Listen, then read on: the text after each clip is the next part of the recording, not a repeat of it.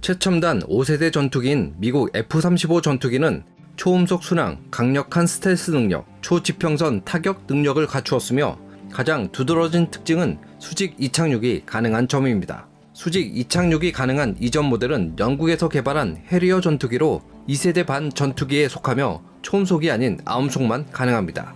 반면 F-35는 초음속 순항은 물론 수직 이착륙이 가능해 전체 항공 산업의 구도를 바꾸었고 전투기 배치를 보다 유연하게 만들었습니다. 예를 들어 일본은 수직 이륙할 수 없는 F-35A 35대를 구입했지만 이후 F-35의 탁월한 성능을 보고 102대를 추가 구입했는데요. 그중 대부분은 수직 이착륙이 가능한 F-35B였습니다. 왜 그랬을까요?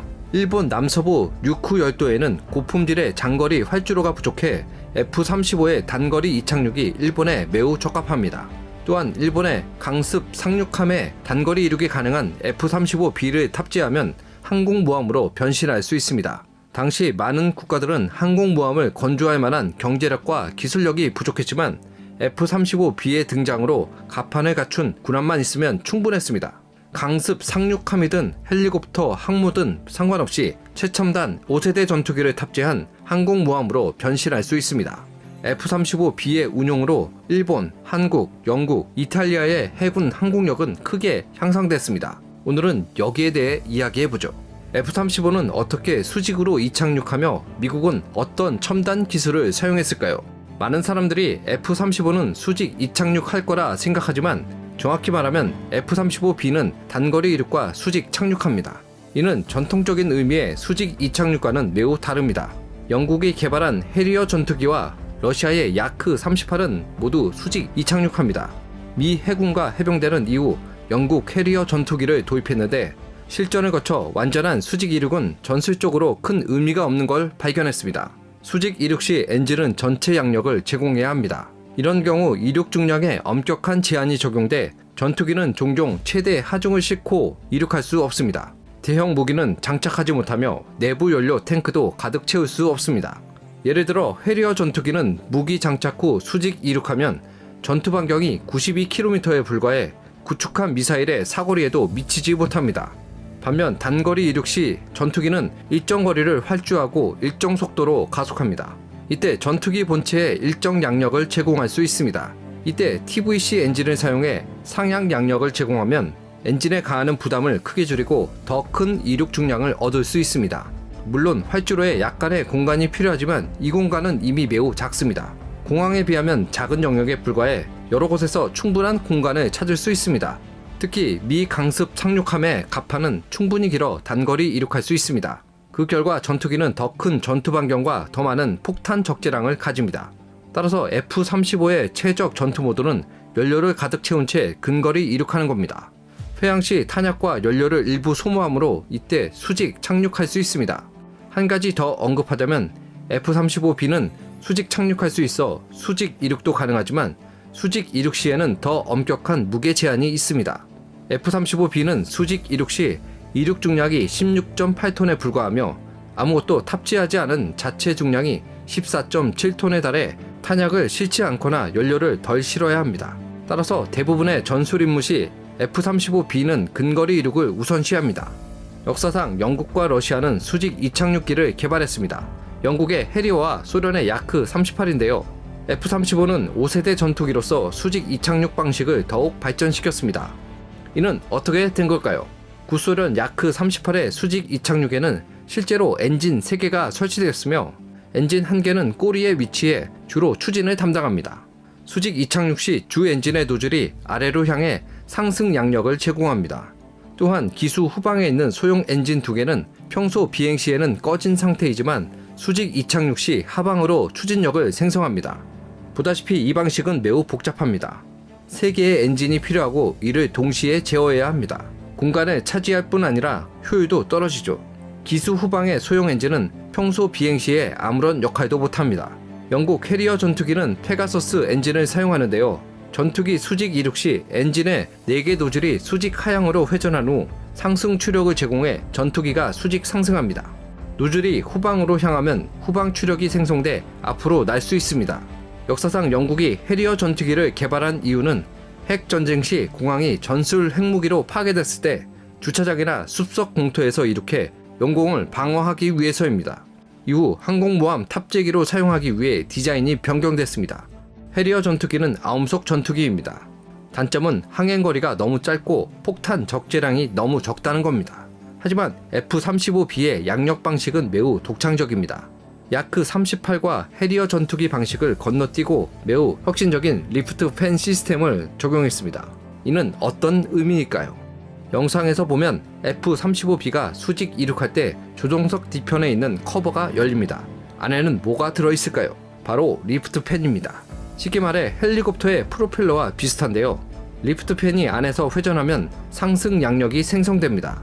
리프트 팬은 자체적으로 동력을 생성할 수 없지만 긴 구동축을 통해 주 엔진에 연결돼 주 엔진의 저압 터빈에 의해 구동됩니다.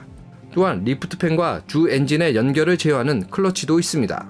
평소 팬과 엔진은 분리되어 팬이 작동하지 않지만 수직 이륙할 때 리프트 팬의 상하부 커버가 열려 클러치가 리프트 팬과 구동축을 연결합니다. 이후 주 엔진의 저압 터빈은 리프트 팬에 직접 동력을 전달해 리프트 팬을 회전시켜 양력을 제공합니다. 이런 설계는 매우 혁신적입니다. 리프트 팬은 추가 동력이 필요 없고 주 엔진이 동력을 공급하기 때문이죠. 또한 리프트 팬은 터보 엔진보다 더 안정적인 양력과 더 높은 효율을 제공합니다. F-35B에는 총 4개의 노즐이 있습니다. 그중 기체 중심축에 있는 2개의 전면은 리프트 팬, 후면은 주 엔진입니다. 이 2개가 주요 양력의 약 91%를 제공합니다.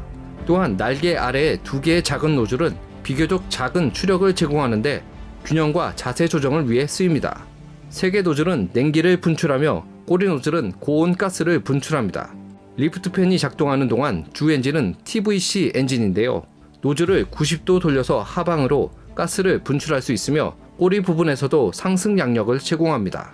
노즐에서 분출되는 건 엔진 터빈에서 생성된 고온 가스로 90도로 방향을 돌릴 뿐 아니라 다른 각도나 90도 이상 앞으로 돌릴 수 있습니다. 현재 많은 엔진이 TVC 엔진이라고 불리지만 사실 F-35에 탑재된 F-135 TVC 엔진과는 비교할 수 없습니다. 예를 들어 현재 중국에서 개발한 WS-10C는 TVC 엔진으로 불리고 WS-15도 TVC 엔진으로 불리지만 그들의 편향각은 보통 25도를 넘지 않아 전투기의 비행 자세를 더 잘 조종할 수 있습니다. 하지만 F-35B는 90도, 심지어 100도까지 돌릴 수 있어 기술적인 격차는 여전히 큽니다. 방금 언급한 F-135는 매우 성공적이고 유명한 엔진입니다. 개발사는 프레트 앤 휘트니사인데요. F-135의 최대 추력은 191.27kN에서 204.12kN으로 20톤 이상 증가시켰습니다. 최대 추력이 200kN이 넘는 터보팬 엔진을 전투기에 사용한 건 항공 역사상 처음입니다. 이는 무슨 의미일까요? 중국의 J-10과 J-20은 초기에 러시아산 AL-31 엔진을 사용했는데요. 이 엔진의 최대 추력은 127kN으로 F-135의 60%에 불과합니다. 또한 F-135는 개량 시 연료 소비율이 5에서 6% 감소하며 2단계 개량 시 연료 소비율이 5% 더 감소합니다. 또한 고급 모듈식 설계를 적용해 이미 납품한 F-135 터보팬 엔진을 관련 모듈로 교체하면 새롭게 생산된 개량형 엔진과 동일한 성능 향상을 얻을 수 있습니다. 이는 현재 생산돼 운용 중인 거의 모든 F-35 전투기가 더 나은 비행 성능과 더 긴 항행거리를 쉽게 얻을 수 있음을 의미합니다. F-35B 설계에서 주요 이륙 방식은 단거리 이륙입니다. 이 모드에서는 리프트 팬도 작동하고 꼬리 노즐도 회전해야 하지만 모든 양력을 제공할 필요는 없습니다. 실제로 이륙 시 리프트 팬의 제트류는 뒤로 15도 기울어지고 전투기의 주 엔진은 아래로 65도 기울어져 엔진은 수평 방향으로 전체 추력의 약 72%를 생성하고 양력으로 전체 추력의 68%를 생성합니다. 이런 상황에서 F-35B는 122m를 활주해 22.7톤의 이륙 중량에 도달할 수 있습니다. 자체 중량 14.7톤을 빼면 8톤의 유효 적재량이 있어 연료를 가득 채우고 1.9톤의 탄약을 실을 수 있습니다. 단거리 이륙의 활주 거리가 더 길어지고 비행 갑판이 설치되면 어떨까요? 영국 퀸 엘리자베스급 항공모함은 F-35B를 위해 167m의 비행 갑판을 준비했습니다.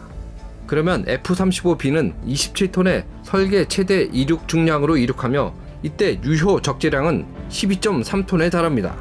이러면 강력한 전투 능력을 갖추게 되죠. 오늘은 F-35가 어떻게 수직 이착륙하는지 기술적인 관점에서 분석했습니다. F-35는 미국의 강력한 과학기술과 군사력이 결합한 기체입니다. 오늘은 여기까지입니다. 다음에 뵙겠습니다.